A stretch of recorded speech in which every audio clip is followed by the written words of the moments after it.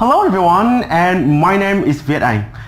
Welcome to today's first lesson on the video series of how to speak English like a native speaker.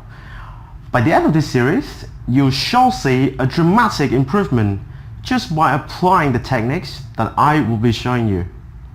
Today's lesson is about the simple 3 steps to improve your intonation.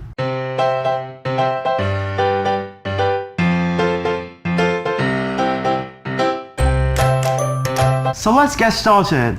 So the first step is to be sure to pronounce every single word correctly. As you're able to do so, linking sounds will occur naturally. Let's take an example. I love ice cream.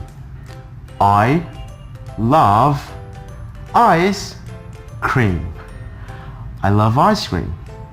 As you can pronounce correctly all syllables of words within the sentence, the linking will occur naturally without you even knowing it. Keep in mind that stress sound must be emphasized. Meaning of the same word can be different according to how it's pronounced. For example, this word, present. I'm giving you a present. Or present. I presented the new plan in front of the boards. So the second step is to be mindful of pausing. Although fluency is a must in English speaking, appropriate pausing is extremely important. You need to know when a pause is needed. Pauses within a sentence allow your audience to catch up and absorb the content of your speech. So the third and final step is to be aware of sentence stress. Sentence stress refers to how we stress certain words within a sentence. It helps listeners to focus on the important parts of your speech and understand your meaning.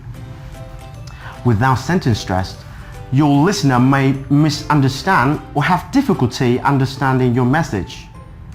The use of sentence stress is based on what you're trying to emphasize or what you think is important for the listener to pay attention to.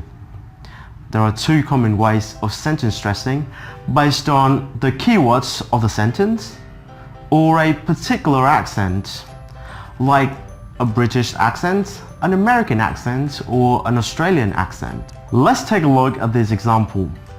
Now, before you even attempt to say this entire paragraph, you have to make sure that you know how to pronounce every single individual word correctly. After that, you need to know when you're going to be pausing. And finally, you have to know which words within the sentences you're going to be stressing. So let's try it. Going through the forest is my favorite part of the walk. Benji loves it too. There are rabbits to run after and old leaves to smell. Benji's my dog, by the way, and I'm Grace. I live on a farm with my parents and take Benji for a walk most days after school. As you can see, I stress most of the keywords within the paragraph. You can, however, have different ways of stressing yourself. For example, if you wanted to sound like an Australian, you may stress the words like this. Going through the forest is my favorite part of the walk. Benji loves it too. There are rabbits to run after and no leaves to smell. Benji's my dog, by the way, and I'm Grace. I live on the farm with my parents and take Benji for a walk most days after school. So pay attention to when you're about to end what you have to say. It is always a good idea to lower your voice a little bit, like what I just did. Take Benji for a walk most days after school. And finally, remember, practice makes perfection. As we always say, repetition is the mother of skills. In other words, the more times you practice, the better you will become. And last but not least, as my favorite quote, there's no such thing as a bad voice as there's no such thing as a bad saxophone. When we hear a great saxophonist, we know that they've practiced a lot. They've worked and worked to get a great sound.